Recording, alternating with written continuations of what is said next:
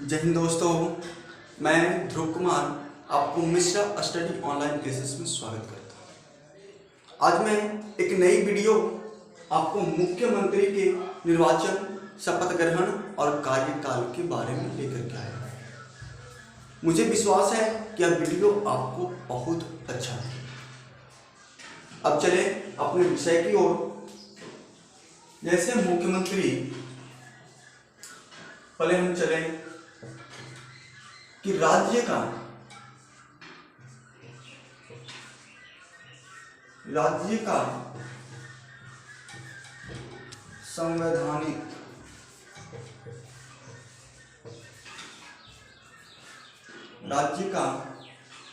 संवैधानिक प्रधान या प्रमुख राज्यपाल होता है।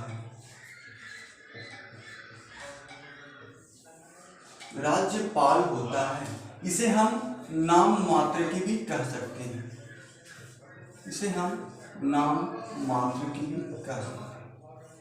यानी राज्य का संवैधानिक प्रमुख कौन होता है? राज्यपाल।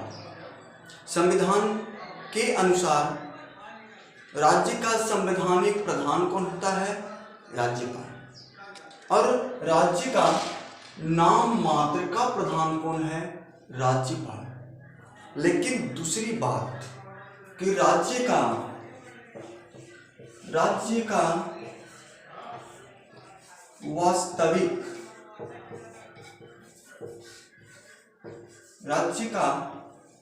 वास्तविक प्रधान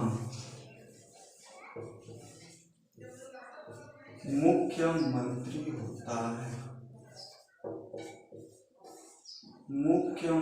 होता है। यानी इसे कह सकते हैं कि राज्य के वास्तविक प्रधान मुख्यमंत्री होता है। जैसे हम लोग साधारण भाषा में समझें कि आपके घर में दादाजी भी हैं और पिताजी भी हैं।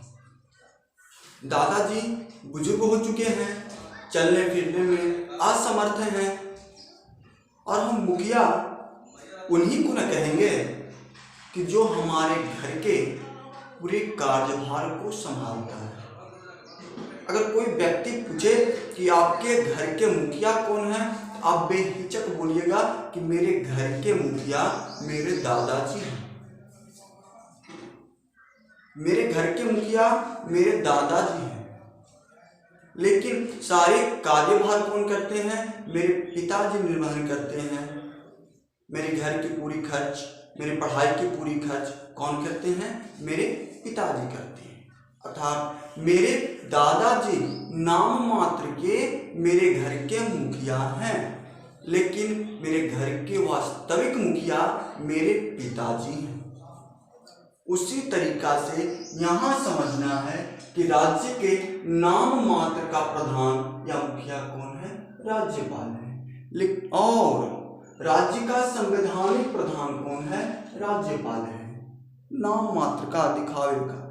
लेकिन राज्य का वास्तविक प्रधान कौन है? तो मुख्यमंत्री है। दूसरी बात समझता हूं कि राज्य का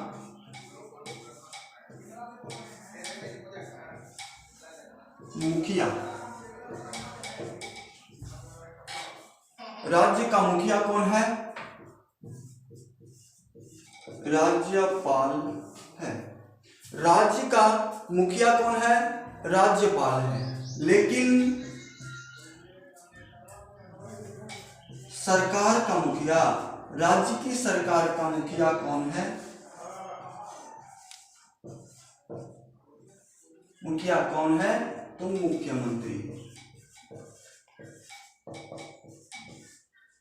मुख्यमंत्री है। यानी बिहार का, अभी मैं बिहार के बारे में लेकर के चलूं तो बिहार के मुखिया कौन है? तो राज्यपाल है।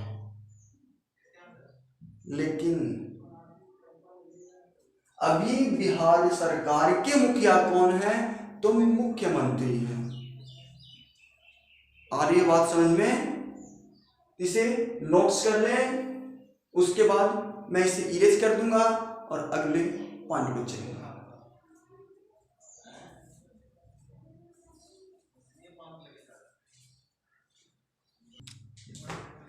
अब रही कि मुख्यमंत्री की नियुक्ति कैसे होती है, उनकी नियुक्ति के बारे में अब जानेंगे।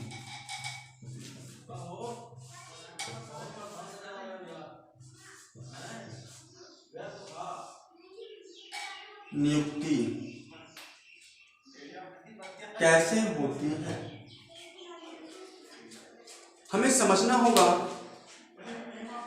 कि संविधान में मुख्यमंत्री के नियुक्ति या निर्वाचन की कोई विशेष व्यवस्था नहीं की गई, यानी मुख्यमंत्री का कोई विशेष व्यवस्था नहीं है इसके निर्वाचन के लिए। सिर्फ अनुच्छेद 164 में कहा गया है कि राज्यपाल मुख्यमंत्री की नियुक्ति करेगा। अनुच्छेद 164 के तहत कहा गया है कि राज्यपाल मुख्यमंत्री की नियुक्ति करेगा। अनुच्छेद 164 इसमें कहा गया है कि राज्यपाल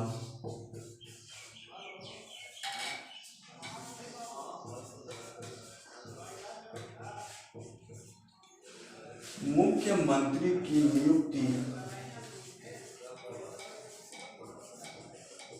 करेगा।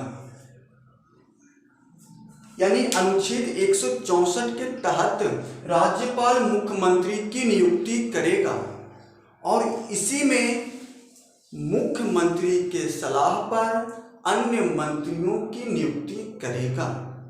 राज्यपाल अनुच्छेद 164 के तहत मुख्यमंत्री के सलाह पर अन्य मंत्री को भी नियुक्त करेगा। कौन से अनुच्छेद के तहत? 164 के अनुच्छेद के तहत। लेकिन राज्यपाल किसी भी व्यक्ति को मुख्यमंत्री नहीं चुन सकता है। राज्यपाल को स्वतंत्रता है कि किसी भी मुख्यमंत्री को चुन सकता है, लेकिन इसका मतलब नहीं वह किसी को भी चुन सके। ऐसा विधान बनाया गया है कि जो विधान सभा में बहुमत प्राप्त दल के नेता होता है उसी को राज्यपाल मुख्यमंत्री नियुक्त करता है। जो विधानसभा में बहुमत प्राप्त दल के नेता होता है उसी को राज्यपाल मुख्यमंत्री नियुक्त करता है। बहुमत अर्थात बहु मतलब अधिक और मत मतलब वोटिंग कर सकते हैं हम, यानी अधिक जिस दल को अधिक वोट प्राप्त हुआ उसे हम बहुमत कहते हैं। यानी हम मान करके चले तो किसी विधानसभा में अलग साधारण तरीका से कि किसी विधानसभा में विधानसभा सदस्यों की संख्या 500 है, सीटों की संख्या 500। इसमें से किसी दल को 252 सीट प्राप्त हो गया, अर्थात आधे से अधिक, यानी इसका आधा क्या होगा? 250 होगा। 500 का आधा 250, लेकिन इससे अधिक चाहे 1 सीट मिले या 2 सीट मिले तो इसको कहेंगे बहुमत प्राप्त दल। जैसे अभी बिहार में बीजेपी और जेडीयू की गठबंधन की सरकार चल रही है, यानी ये दोनों पार्टी को बहुमत प्राप्त हो गया और उसी के नेता को राज्यपाल मुख्यमंत्री नियुक्त कर दिए।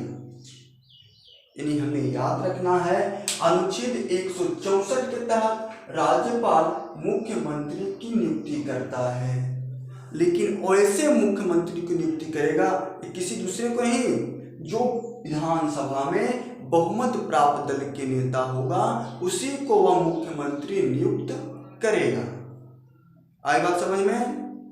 इसे आप लोग नोट्स कर लें, उसके बाद मैं आगे चलूंगा।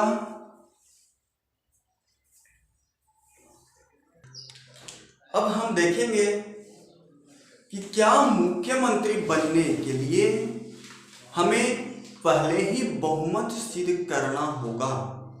हमें देखना है कि मुख्यमंत्री बनने के पहले क्या हमें बहुमत सिद्ध करना होगा। होगा। ऐसी संविधान में कोई कानून नहीं है कि मुख्यमंत्री बनने के पहले ही हम बहुमत सिद्ध कर दें। हम यानी राज्यपाल को यह अधिकार है कि वह उसे मुख्यमंत्री नियुक्त कर दे और उसे कुछ समय के भीतर उसे विश्वास मत प्राप्त करने के लिए कहे। यानी एक बात आप देखिएगा कि आंध्र प्रदेश में एक राज्यपाल थे रामलाल। आंध्र प्रदेश में एक राज्यपाल थे रामलाल। उन्होंने भास्कर राव को मुख्यमंत्री नियुक्त कर दिया। राज्यपाल रामलाल ने भास्कर राव को मुख्यमंत्री नियुक्त कर दिया और उन्हें 1 महीने के बाद कहा कि आप विधानसभा में बहुमत सिद्ध कर दें। लेकिन वह भास्कर राव बहुमत सिद्ध नहीं कर पाए और उन्हें अपने मुख्यमंत्री पद से इस्तीफा देना पड़ा। यदि आपको विधानसभा में अगर बहुमत सिद्ध नहीं हो पा रही है तो आपको मुख्यमंत्री को बढ़िया है कि वो पहले ही इस्तीफा दे दे, वरना उन्हें राज्यपाल द्वारा बर्खास्त कर दिया जाएगा। आई बात समझ में?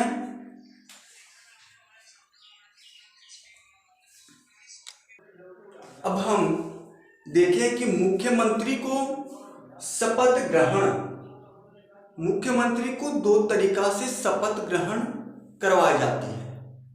एक पद की, ये सारी बात पद की आती है। एक पद का है, पद की शपथ ग्रहण। एक गोपनीयता होती है, एक गोपनीयता है उसकी शपथ ग्रहण। अब एक पद की शपथ ग्रहण कराई जाती है। आपकी पद के रूप में कहा जाएगा। मुख्यमंत्री की शपथ ग्रहण राज्यपाल करवाते हैं या उनके द्वारा चुने गए व्यक्ति करवाते हैं। मैं कहता है कि मैं अपना नाम लेते हैं, जो सदस्य होते हैं, संविधान के प्रति सच्ची श्रद्धा और सत्य निष्ठा रखूंगा, भारत की प्रभुता और अखंडता बनाए रखूंगा, मैं अपने दायित्वों को श्रद्धापूर्वक और शुद्ध अंतःकरण से निर्वहन करूंगा। अर्थात जो मेरा कार्य है उसको मैं श्रद्धापूर्वक और अपने शुद्ध रूप से अंतःकरण से उसका निर्वहन करूंगा, यानी कार्य करूंगा। मैं भय या पक्षपात, अनुराग या द्वेष के बिना मैं किसी से न डरूंगा, न किसी के पक्ष में कुछ निर्णय लूंगा। ऐसा पद की गोपनीयता होती है। बिना सभी प्रकार के लोगों के प्रति, बड़े हो, छोटे हो, गरीब हो, अमीर हो, किसी लोगों के प्रति संविधान और विधि के अनुसार न्याय करूंगा। ये आपकी पद की शपथ ग्रहण हो गई। अब आपको गोपनीयता की शपथ होगी। उसमें कहा जाएगा जो विषय राज्य के मंत्री के रूप में मेरे विचार में लाया जाएगा अथवा मुझे ज्ञात होगा, उसे किसी व्यक्ति या व्यक्तियों के तबके सिवाय, जबकि ऐसे मंत्री के रूप में अपने कर्तव्यों के सम्यक निर्वहन के लिए ऐसा करना अपेक्षित हो, तो मैं प्रत्यक्ष अथवा अप्रत्यक्ष रूप से संसूचित या प्रकट नहीं करूंगा। यानी कहने का मेरा मतलब है कि वो जो कार्य विधानसभा में कर रहे हैं या जो मंत्री परिषद के सदस्यों के बीच रख रहे हैं, उसको जनता के प्रति प्रकट नहीं करेंगे। आई बात समझ में? वो अपना पद का शपथ ग्रहण लेते हैं और गोपनीयता का। 2 शपथ ग्रहण होता है, पद का और गोपनीयता का। पद में कहेंगे कि मैं भय या पक्षपात, मैं किसी से नहीं डरूंगा और किसी के पक्ष में कोई न्याय नहीं करूंगा। मैं संविधान और विधि के अनुसार न्याय करूंगा। जो संविधान कहेगा या जो कानून कहेगा उसी के अनुसार मैं न्याय करूंगा। गोपनीयता की जो कार्य विधानसभा में कर रहे हैं या जो मंत्रिपरिषद में चल रही है बातें, उसे जनता के पास प्रकट नहीं करेंगे। आई बात समझ में? आप लोग इसे नोट्स कर लीजिए। अब बात आई कि मुख्यमंत्री का कार्यकाल, मुख्यमंत्री का कार्यकाल कितना होता है, तो इसे कुछ निश्चित किया नहीं गया है। ऐसे विधानसभा का कार्यकाल 5 वर्ष का होता है, लेकिन मुख्यमंत्री का कार्यकाल निश्चित नहीं है। वह राज्यपाल के प्रसाद पर्यंत टिके रहते हैं, यानी राज्यपाल के प्रसाद पर्यंत वो टिके रहते हैं अपने सीट पर। प्रसाद पर्यंत करने का मतलब है कि जब उनका मन होगा तभी वो हमें चुन सकते हैं। जैसे प्रसाद, अगर मेरा मन हो तभी मैं आपको प्रसाद दे सकता हूं, आप हमसे छीन नहीं सकते। उसी प्रकार मुख्यमंत्री राज्यपाल के प्रसाद पर्यंत अपने सीट पर बने रहते हैं। इसका मतलब ये नहीं कि राज्यपाल जब चाहे उसको अपने मुख्यमंत्री के सीट से उतार दे, ऐसा नहीं होगा। जब तक विधानसभा में बहुमत प्राप्त दल के नेता को बहुमत प्राप्त रहती है, तब तक उसे राज्यपाल मुख्यमंत्री के पद से नहीं हटा सकते।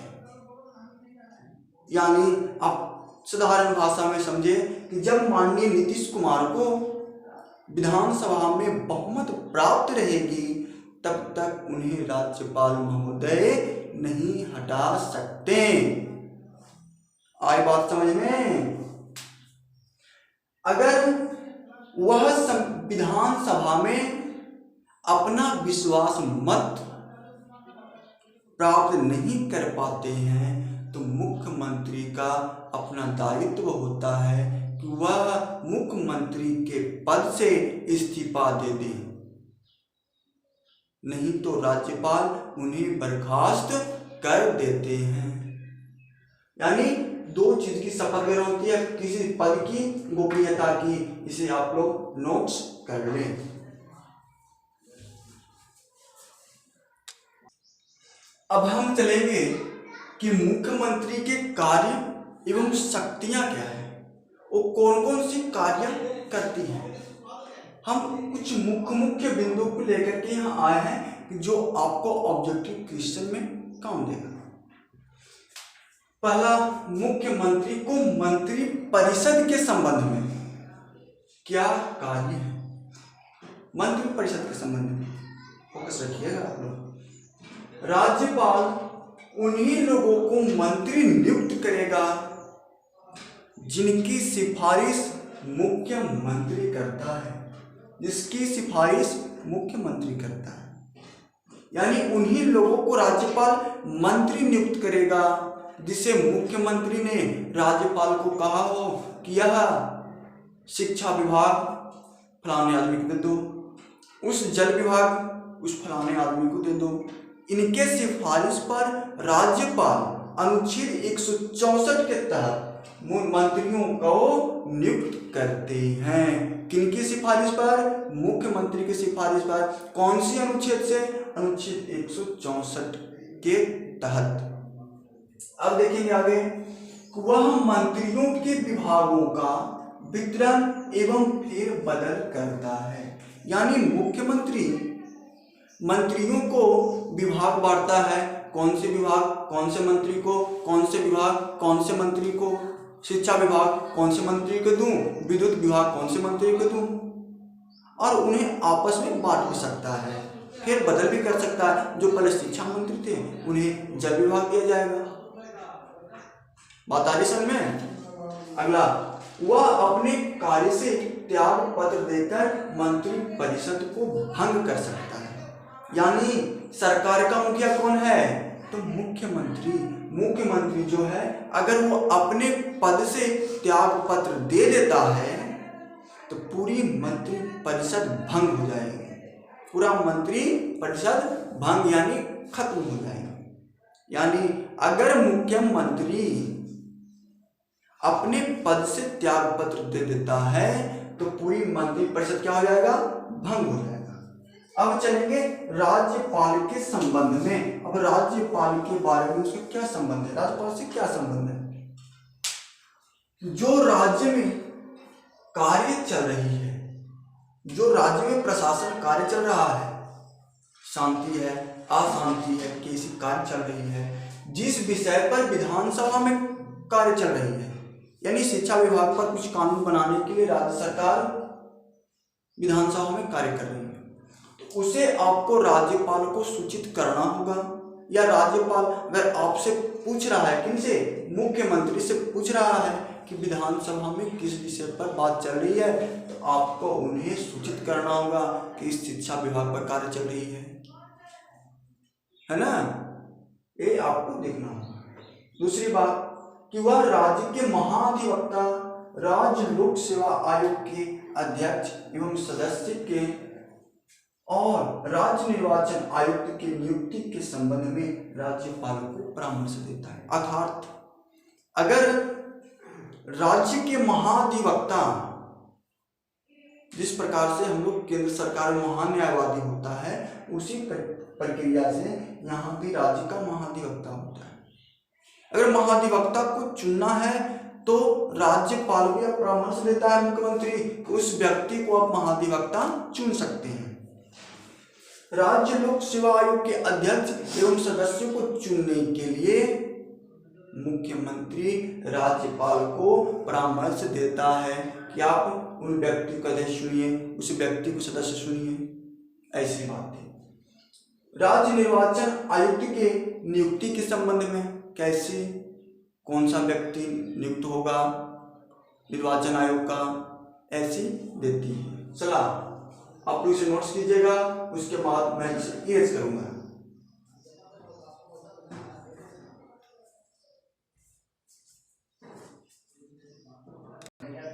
अब हम चलेंगे मुख्यमंत्री को और कौन सी कार्य करनी है। मुख्यमंत्री को और एक शक्तियां प्रदान की गई है, यानी एक शक्तियां हैं कि मुख्यमंत्री राज्य योजना बोर्ड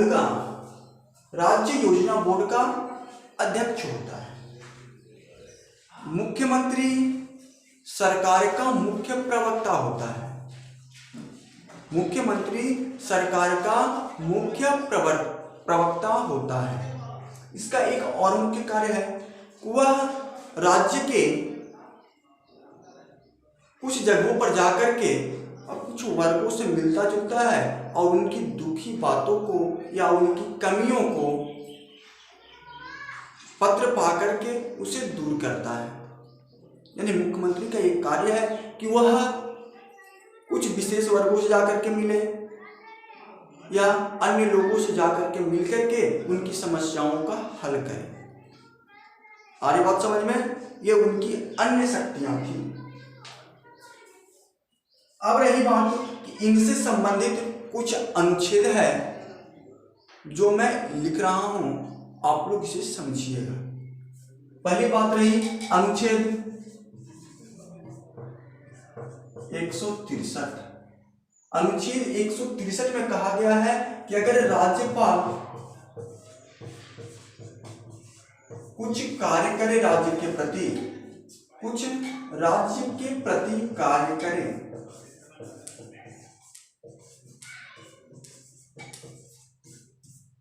यदि राज्यपाल कुछ राज्य के प्रति कार्य करे तो उसकी सहायता के लिए एक मंत्री परिषद होगा, एक मंत्री परिषद होगा और उस मंत्री परिषद के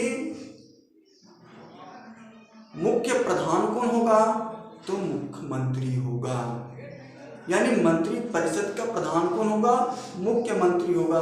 अनुच्छेद 163 क्या कहता है कि अगर राज्यपाल राज्य के प्रति कुछ कार्य करनी हो राज्यपाल को तो उसकी सहायता के लिए एक मंत्री परिषद होगा और मंत्री परिषद का प्रधान कौन होगा? तो मुख्यमंत्री होगा। अनुच्छेद 164,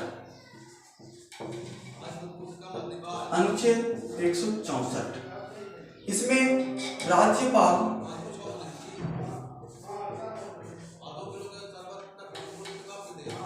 मुख्यमंत्री को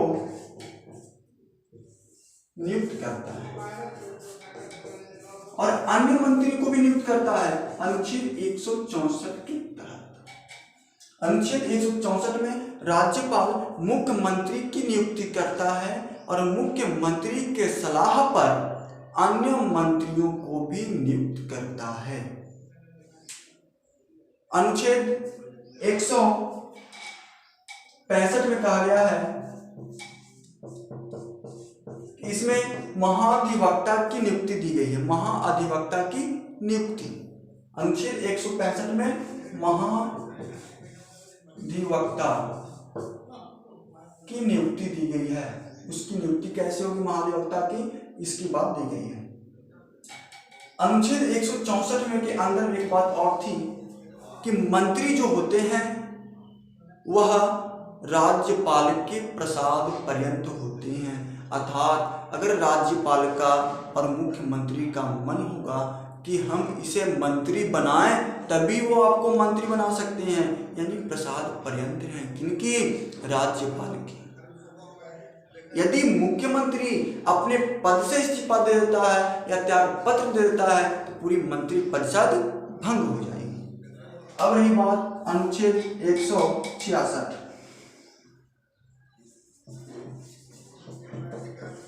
अनुच्छेद 166 राज्य सरकार की कार्यवाही, राज्य सरकार की कार्यवाही। अनुच्छेद 166 में क्या है, राज्य सरकार की कार्यवाही। अनुच्छेद 167 राज्यपाल को सूचना प्रदान करना, राज्यपाल को सूचना प्रदान करना, राज्यपाल को सूचना प्रदान करना है। हमने बताया था कि जो राज्य में प्रशासनिक कार्य चल रही है या विधानसभा में किसी विषय पर बात चल रही है तो आपको मुख्यमंत्री को यह कर्तव्य होता है कि आप राज्यपाल को सूचित करें। अब है अनुच्छेद 177, अनुच्छेद 177 यानी मंत्रियों का अधिकार,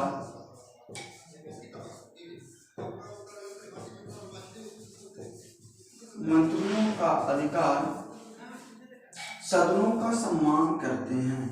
क्या क्या मंत्रियों का अधिकार है, या सदन को सम्मान करता है।